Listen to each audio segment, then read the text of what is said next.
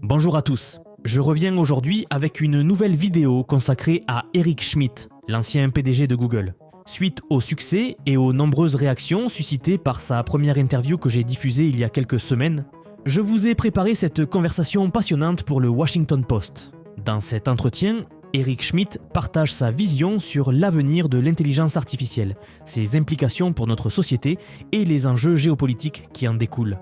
Celui qui a dirigé Google pendant sa période de croissance la plus explosive nous livre une analyse nourrie par son expérience unique d'informaticien devenu leader tech. Cette discussion touche à des sujets cruciaux qui vont façonner notre avenir. De la course technologique entre les États-Unis et la Chine aux promesses et défis que représente l'IA pour l'humanité. Je vous invite à découvrir cette conversation riche en enseignements qui nous permet de mieux comprendre les transformations majeures en cours et à venir. N'oubliez pas de liker et de vous abonner si ce n'est pas déjà fait. Et maintenant, place à l'interview. Bonjour, je suis Bina Venkatraman, chroniqueuse et rédactrice en chef au Washington Post.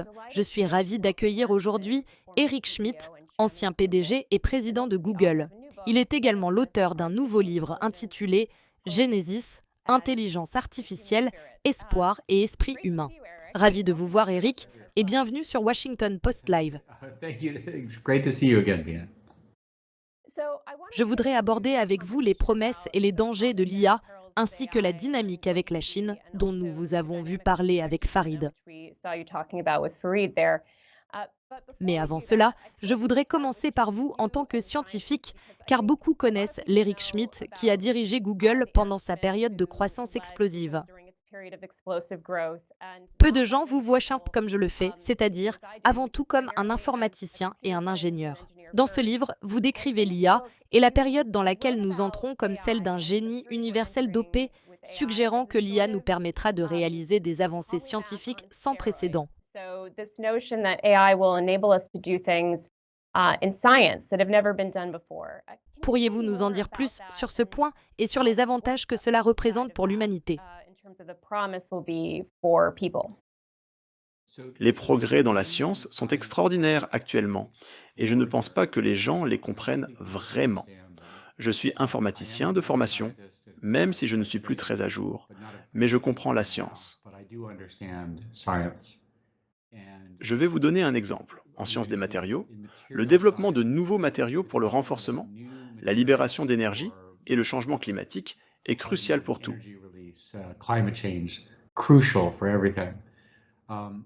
Concernant la découverte de médicaments, AlphaFold, qui a permis de découvrir pratiquement toutes les protéines intéressantes, nous a montré que nous pouvons prédire les séquences médicamenteuses et leurs interactions de manière vraiment extraordinaire.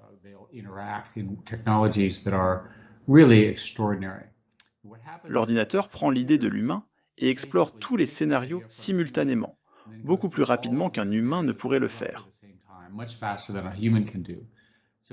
Ce qui me plaît avec l'IA dans la science, c'est que c'est un excellent exemple de la première phase réelle de l'IA, la collaboration entre humains et IA pour résoudre des problèmes vraiment importants.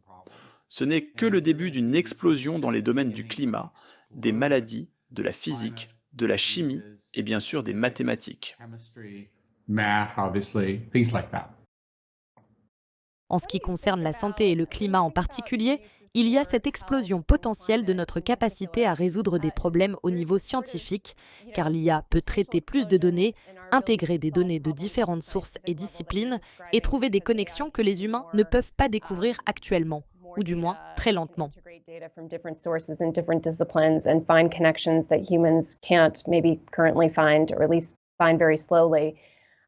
Quels sont les risques auxquels nous sommes confrontés si nous avons une IA capable de faire des choses dépassant l'intelligence humaine? Vous en parlez dans le livre et j'aimerais avoir votre point de vue sur les inconvénients potentiels.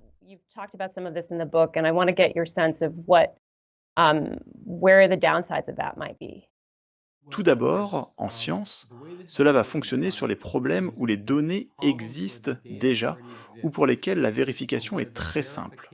Ce seront les premiers problèmes résolus. Il y en a deux qui sont évidents. L'informatique, c'est-à-dire la programmation, et les mathématiques. Avec un programme informatique, vous pouvez continuer à générer des programmes jusqu'à en trouver un qui fonctionne. vous savez à quoi ressemble le succès. Avec les mathématiques, vous pouvez générer des preuves jusqu'à en trouver qui sont démontrées, car nous savons comment prouver des preuves. De plus, le langage de ces deux sous-disciplines scientifiques est relativement simple. Il ne nécessite pas de lire tous les romans du monde, contrairement au langage humain qui est beaucoup plus complexe. Nous prévoyons donc des progrès dans les 1 à 2 ans à venir, qui produiront des mathématiciens et des programmeurs surhumains, au moins dans certains domaines. Cela commence par les problèmes les plus faciles à résoudre, ceux où les données sont abondantes. Quand on y regarde de plus près, il y a une dualité. Plus vous progressez en biologie, plus vous pouvez construire des organismes génétiques complexes, plus vous pouvez produire des virus pour lesquels nous n'avons pas d'antidote. Ces dernières années, j'ai considéré que les deux plus grands dangers sont les cyberattaques et la biologie. Les cyberattaques, parce que d'une certaine manière, le monde tolère que la Chine mène des cyberattaques contre les infrastructures américaines, et nous nous contentons de protester. En virologie, comme vous le savez puisque vous avez beaucoup étudié ce domaine, les virus sont vraiment simples et la capacité à produire des virus dangereux et simples n'a jamais été aussi grande. Pour produire ce virus, il faut une machine qui le fabrique, et c'est pourquoi de nombreuses personnes travaillent à s'assurer que ces machines ne tombent pas entre de mauvaises mains. Mais avant de voir ça, très rapidement, j'aimerais vous parler du nouveau projet que j'ai en ce moment. Comme vous le savez, sur cette chaîne, on analyse toutes les sorties et toutes les nouveautés en rapport avec l'IA. Mon but est avant tout de faire découvrir cette magnifique technologie au plus grand nombre et surtout, et avant tout, d'éveiller les consciences par rapport à l'IA. Comme je vous l'ai déjà dit, je ne sais pas vous, mais moi, quand j'en parle autour de moi, les gens n'ont pas vraiment conscience de ce qu'est l'IA. Ils ne se rendent pas compte de l'impact que celle-ci va avoir dans la société. Un impact monumental. Alors je l'ai déjà dit, je ne fais pas de placement de produits sur cette chaîne, je veux la garder la plus authentique possible. Alors c'est pour cela que j'ai créé une formation si vous voulez apprendre à utiliser l'IA dans absolument tous les domaines de votre vie. D'ailleurs, si vous regardez cette vidéo, je pense qu'il y a de très grandes chances que vous utilisiez déjà l'IA, notamment ChatGPT par exemple. Eh bien, si vous voulez pousser beaucoup plus loin votre réflexion et apprendre à utiliser tous les outils de l'IA, et savoir comment exactement les appliquer à tous les domaines de votre vie, vous pouvez regarder le lien que je vais vous laisser en commentaire épinglé sous la vidéo. Donc n'hésitez pas à y faire un tour si vous êtes intéressé par le sujet. Je tiens juste à préciser que vous aurez également accès à la communauté Vision IA. J'ai lancé le projet il y a très peu et vous êtes déjà plus d'une centaine à avoir fait l'acquisition de la formation. Ce qui est vraiment bien, c'est que vous venez de beaucoup de domaines différents. Et j'adore discuter avec vous régulièrement de savoir comment appliquer les outils que vous apprenez dans vos domaines précis. C'est vraiment intéressant. Bref, désolé pour la petite coupure, je ne perds pas plus de temps et je vous rappelle que vous trouverez tous les liens dans la description ou dans les commentaires de la vidéo. Concernant les applications de l'IA au-delà de la science, nous entendons beaucoup parler des inconvénients potentiels, que ce soit la demande énergétique de l'IA et son impact sur le climat, ou la désinformation que l'IA rend beaucoup plus facile à créer et à diffuser dans le monde.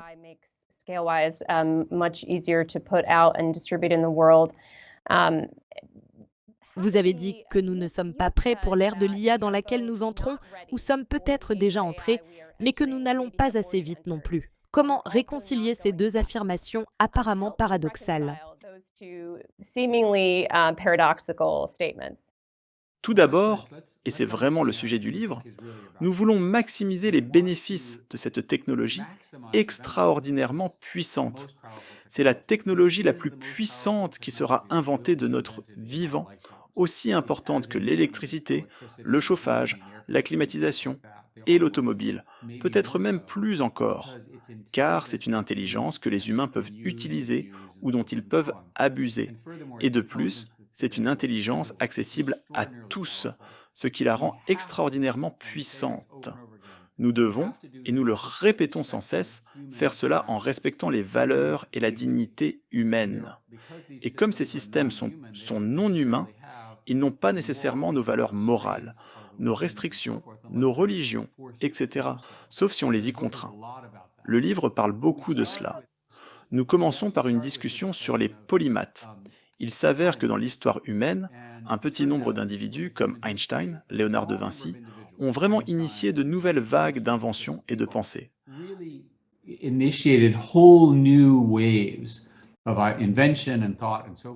Maintenant, dans les prochaines années, chaque être humain sur la planète aura accès à un polymathe. Cela signifie que lorsque vous irez au musée, vous aurez Léonard de Vinci pour vous dire que les coups de pinceau n'étaient pas si bons, qu'il faisait mieux, ce genre de choses amusantes et intéressantes. Mais cela donne aussi du pouvoir aux acteurs malveillants. C'est un autre aspect important à résoudre dans cette tension. Il faut évidemment s'en préoccuper. Je le dirai très directement. C'est une course entre les États-Unis et la Chine. Les deux pays ont la volonté, l'objectif, une politique nationale. Ils ont le capital, l'énergie et les ressources humaines à une échelle que presque aucun autre pays ne possède. C'est le combat épique. Comme vous le savez, aux États-Unis, nous avons essayé de ralentir un peu la Chine.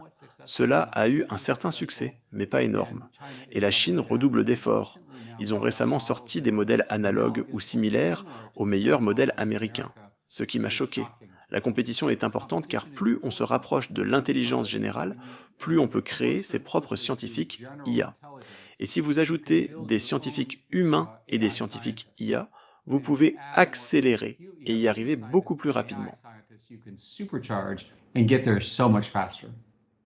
Parlons un peu de ce qui est perçu par beaucoup comme une course à l'armement IA avec la Chine. Il y a eu une période où tout le monde pensait qu'il fallait accélérer parce que la Chine accélérait, puis nous avons vu les premiers modèles d'intelligence artificielle générative venir des entreprises américaines. Comme vous l'avez noté plus récemment, il y a au moins 3 entreprises chinoises qui ont sorti des modèles de type GPT-4. There are at least 3 Chinese companies that have come out with Gen 2 GPT-4 models. Pourquoi devrions-nous nous en inquiéter? N'y a-t-il pas un argument, en regardant la guerre froide, que deux grandes puissances se faisant la course pour développer la technologie, comme la technologie spatiale par exemple, nous ont aidés à mettre Spoutnik puis un homme sur la Lune, ce qui a été productif pour le progrès technologique? L'une des différences est que, comme il s'agit d'intelligence et que cela se produit rapidement, on peut se retrouver avec des monopoles pendant un certain temps. Je vais vous donner un exemple. Nous, l'Amérique, avons inventé cette technologie. Nous avons tous ces scientifiques en IA qui ne sont que des programmes informatiques. Nous les déployons, nous nous en sortons plutôt bien, nous progressons comme ça. Et maintenant, tout d'un coup, nous progressons différemment. La Chine réalise alors qu'ils y sont arrivés et accélère, mais elle est en retard. Il y a une période dans la course où l'un des deux protagonistes a essentiellement le monopole. Il a le contrôle sur une intelligence plus forte que celle des humains. Alors, que pourrait faire une intelligence supérieure à celle des humains?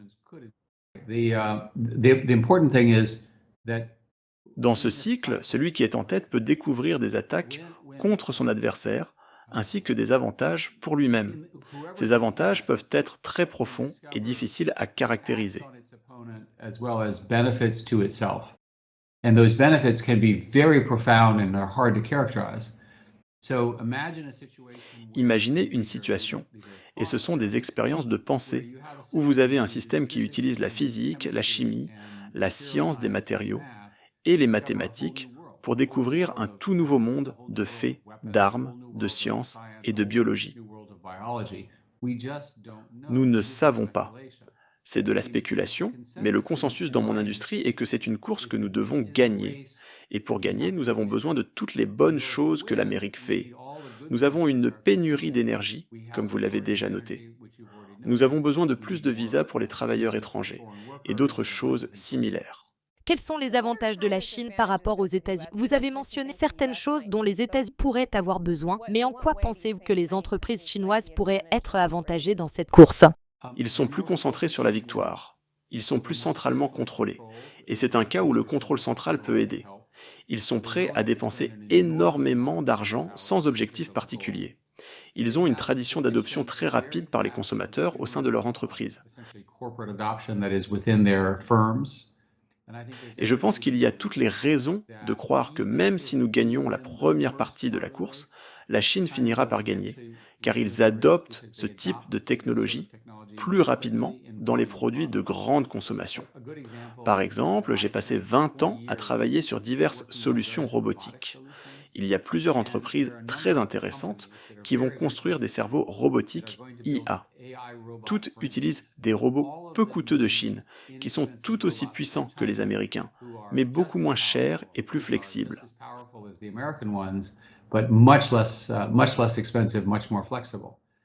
Donc, la puissance manufacturière de la Chine, qui est incontestable. Regardez leur domination dans les batteries, le solaire et maintenant les voitures, pourrait leur permettre de faire des choses concrètes avec l'IA dont nous ne pouvons que rêver. La Chine a beaucoup d'énergie, et il ne semble pas avoir de règles particulières concernant les données, qu'elles soient humaines, médicales ou autres. Leur problème a été le manque de matériel. Nous, l'Amérique, avons restreint l'accès aux puces de niveau A5, qui sont les générations précédentes de puces NVIDIA. Mais il nous semble que la Chine a trouvé des moyens de contourner ces sanctions, ce qui n'est pas une surprise. Ils ont aussi appris à faire les choses avec moins de puces, ce qui montre la qualité de leurs ingénieurs. Et donc la Chine poursuit maintenant ce que vous avez caractérisé comme l'équivalent du Chips and Science Act, qui a été adopté ici sous le précédent Congrès et l'administration Biden pour renforcer notre propre production de puces en collaboration avec Taïwan et d'autres. Mais vous avez soutenu que la Chine a une politique industrielle autour de la production de puces qui dépasse largement la nôtre. Et est-ce que la solution serait que les États-Unis aient une politique industrielle plus agressive concernant les puces, ou est-ce une question de commerce? Quelle est la solution? La situation dans laquelle nous nous trouvons est que ces puces qui nous intéressent sont toutes principalement fabriquées à Taïwan, par une entreprise appelée TSMC, utilisant une technologie propriétaire et monopolistique d'une entreprise appelée ASML en Europe. Le gouvernement a rendu très difficile l'accès de cette technologie à la Chine, ce qui était une bonne décision. La Chine a ses propres leaders dans ce domaine, dont l'un s'appelle SMIC. Ils sont bloqués à ce qu'on appelle 7 nanomètres, sachant que plus le chiffre est bas, mieux c'est. La technologie que nous utilisons est à 3 nanomètres. Un scénario possible est que notre matériel continuera simplement à s'améliorer et que cela nous sauvera, mais même si cela se produisait, j'en doute. La Chine fabrique pratiquement tous les composants nécessaires à la fabrication des semi-conducteurs. Je ne parle pas des puces, mais de la colle, des supports et ainsi de suite. En matière de sécurité nationale, plusieurs d'entre nous voulaient que le CHIPS Act anticipe cela. Si vous anticipez un conflit avec la Chine, ce qui semble être la direction prise par le gouvernement et les Chinois, alors il faut trouver un moyen d'avoir des chaînes d'approvisionnement distinctes. Aujourd'hui, les chaînes d'approvisionnement sont complètement entremêlées. La Chine dépend beaucoup de nous. Nous dépendons beaucoup d'eux. Il faut régler ce problème d'une manière ou d'une autre. Nos économies sont tellement liées, les États-Unis et la Chine, et je comprends votre scénario antagoniste, mais certains diraient que nos économies sont si interdépendantes qu'un conflit total est peu probable. Il pourrait y avoir un conflit dans le détroit de Taïwan concernant TSMC, comme vous l'avez mentionné. Mais y a-t-il une raison d'être inquiet? Quel est l'argument en faveur d'une IA et d'un progrès de l'IA largement dominé par les démocraties plutôt que par les régimes autoritaires? Vous avez suggéré que le contrôle central aide en fait à faire avancer la technologie, mais du point de vue des bénéfices publics de cette technologie, quel est l'argument en faveur de la démocratie plutôt que du contrôle autoritaire? Les démocraties sont dans une certaine mesure menacées par l'IA, parce qu'une démocratie fonctionne sur les ressources d'information. Et l'IA est une très bonne source de désinformation. Comme vous le savez, la Chine a résolu ces problèmes en ne les autorisant pas. Si vous êtes une autocratie bien gérée, quelle que soit sa définition, la première chose à faire est de s'assurer qu'il n'y a pas de désinformation qui pourrait nuire au régime, ce que la Chine et d'autres ont précisément fait. Mon point de vue personnel est assez différent de la rhétorique qu'on entend à Washington. Bien qu'il soit absolument vrai que la Chine développe une armée moderne et construit davantage d'armes nucléaires, ils sont différents de la Russie. Ils ont atteint un certain niveau de consensus et ils ont conclu pour l'instant qu'ils sont trop faibles pour entrer en confrontation directe avec les États-Unis. C'est mon opinion personnelle. Si l'on regarde les problèmes de déflation, le phénomène du Blue Eye, They have a demographic challenge that's very serious. They have a credit bubble. All the things that you read about in the press are true. ce n'est pas le bon moment pour commencer un conflit majeur. Et chaque fois que je suis à Pékin, j'imagine qu'il doit y avoir un immeuble avec environ 1000 personnes chargées d'une seule question. Si nous devions franchir une ligne rouge concernant Taïwan, que feraient les États-Unis? Et en particulier, que feraient-ils s'ils retiraient le dollar de nos devises d'échange? And in particular, what would they do if they remove the dollar from our trading currencies? La Chine est incroyablement dépendante du dollar comme régime commercial. Et jusqu'à ce qu'ils puissent résoudre ce problème, sur lequel ils travaillent certainement, je pense que nous serons OK. Mon point de vue sur la Chine est que nous aurons beaucoup de tensions, car ils vont pousser très fort. C'est dans leur nature et leur culture. Je veux parler de la gouvernance démocratique de l'IA et revenir un peu chez nous pour quelques instants. Vous n'êtes pas Elon Musk. Quand nous nous sommes rencontrés il y a 15 ans, vous siégiez au PCAST, le conseil des conseillers du président Obama sur la science et la technologie, et vous essayez vraiment de réfléchir aux politiques, au rôle du gouvernement dans l'innovation et à son rôle dans la protection contre les méfaits de la technologie.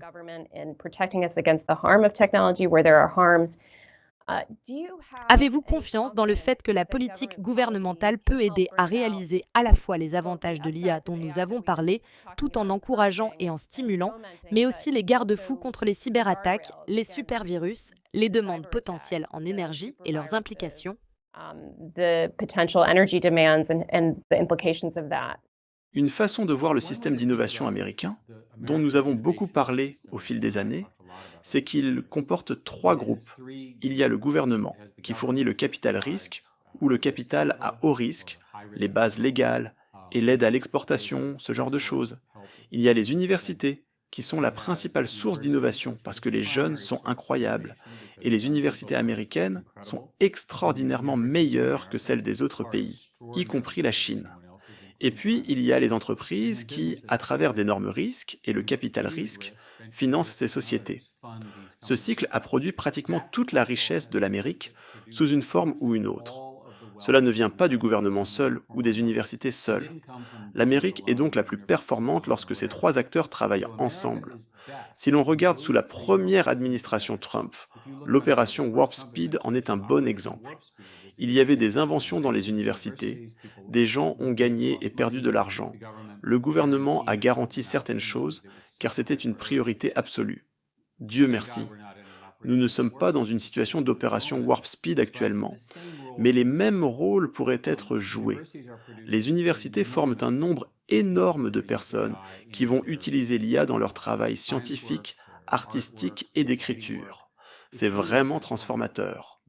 La grande majorité de la richesse créée sur le marché ces dernières années provient de ce qu'on appelle les Magnificent Seven, dont au moins 6 sont des entreprises d'IA. Donc, l'IA compte même si vous n'êtes qu'un investisseur.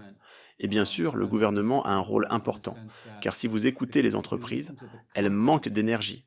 Quelqu'un m'a expliqué que selon leurs calculs, nous allons manquer totalement d'énergie d'ici 2028 en Amérique, car ces centres de données sont très gourmands en énergie. On pourrait donc imaginer un accord où nous tous, l'IA, les universités, les capital risqueurs, les entreprises et le gouvernement collaborerions et en échange de l'obtention d'énergie beaucoup plus rapidement, le gouvernement obtiendrait des garanties de sécurité, l'accès aux modèles internes et des éléments de sécurité nationale qu'ils ne peuvent pas obtenir autrement. Cet accord pourrait se concrétiser sous la nouvelle administration. Nous verrons. Beaucoup de vos collègues de la Silicon Valley ont récemment fait un virage à droite et certains aspects que vous avez décrits comme essentiels à l'épanouissement de l'IA dans ce pays, que ce soit l'immigration ou des institutions d'enseignement supérieur florissantes. La politique d'innovation, même certains aspects de la politique industrielle, sont remis en question sous une administration Trump. Pensez-vous que c'est dans l'intérêt de la Silicon Valley? Est-ce que ce virage vers Trump a été un mouvement judicieux et intéressé? Je ne peux pas parler au nom de la Silicon Valley, mais la grande majorité des gens y sont des démocrates inscrits. Il existe un petit groupe très puissant et très important qui s'est rangé du côté du président Trump, ce qui est parfaitement normal dans notre système politique. Je ne me plains pas de cela, mais je ne pense pas que cette tendance vers la droite soit universelle, elle est plutôt spécifique, ce qui est tout à fait normal. C'est ainsi que notre démocratie devrait fonctionner. Je pense que mes amis républicains et démocrates seraient tous d'accord pour dire que nous allons réussir en mettant l'accent sur le secteur privé, avec une certaine surveillance gouvernementale et un soutien approprié. L'aide dont ils ont besoin est déjà présente dans le secteur de l'énergie, et ces entreprises ont besoin d'immigrants hautement qualifiés. Il n'a aucun sens de former un excellent mathématicien aux États-Unis, pour ensuite l'expulser. Nous voulons les garder ici pour construire ce nouveau système, et pourtant, c'est exactement ce que nous faisons. Concernant le soutien politique aux universités, il existe un certain biais anti-science dans notre système politique. With respect to political support for universities, there is this sort of La dernière fois que j'ai vérifié, la science est toujours valable et elle fonctionne parce qu'elle est basée sur la falsifiabilité. Quand vous êtes un scientifique qualifié et que vous démontrez un résultat scientifique, la première chose qui se passe est que tout le monde essaie de le reproduire pour s'assurer que vous êtes légitime et que vous avez fait une véritable avancée. C'est le système de contrôle et d'équilibre de la science, et aucun parti politique ne peut changer cela. Mon message général est que vous soyez républicain ou démocrate, vous voulez que l'Amérique gagne, je veux que l'Amérique gagne, et tous les républicains que je connais veulent que l'Amérique gagne.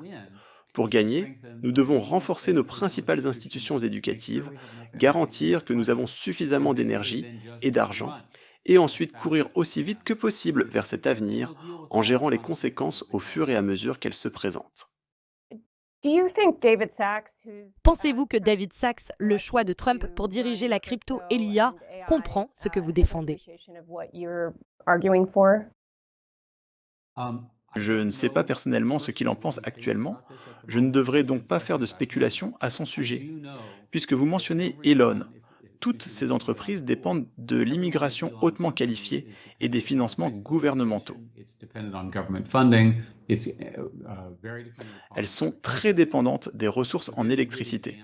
C'est un bon exemple d'un fondateur américain unique et d'institutions qui partagent la même vision. La réalité est que toutes ces entreprises technologiques sont organisées pour gagner en utilisant les moyens que j'ai décrits. Il existe de nombreuses industries où ces éléments n'ont pas d'importance, des industries relativement non stratégiques qui sont importantes, mais moins cruciales. Mais le développement de l'intelligence artificielle pour tous les domaines, y compris la sécurité nationale, devrait être une priorité très élevée. Eric, je voudrais terminer en vous posant une question. Nous avons parlé du rôle du gouvernement américain dans la politique énergétique pour soutenir l'IA. Nous avons aussi discuté de son rôle dans la politique industrielle concernant les puces et de ses efforts continus pour la production du matériel qui soutient cette technologie.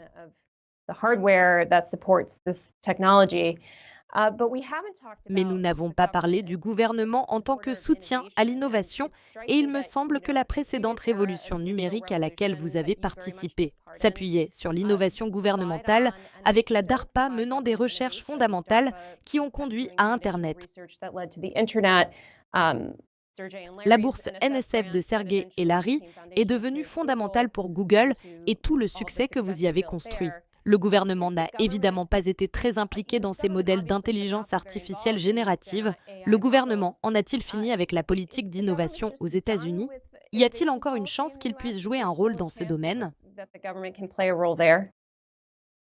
N'oubliez pas que la National Science Foundation est le principal financeur des universités. La DARPA, dans l'armée, est le principal financeur de ce type de recherche. J'ai personnellement reçu un grand nombre de subventions quand j'étais plus jeune et sans argent, donc je suis très reconnaissant envers ces programmes, sinon je ne serais pas ici en train de vous parler. La bonne nouvelle est que ce modèle est plus fort que jamais, et tant que personne ne fait quelque chose d'inconsidéré, nous continuerons d'avoir ce genre d'avancée extraordinaire.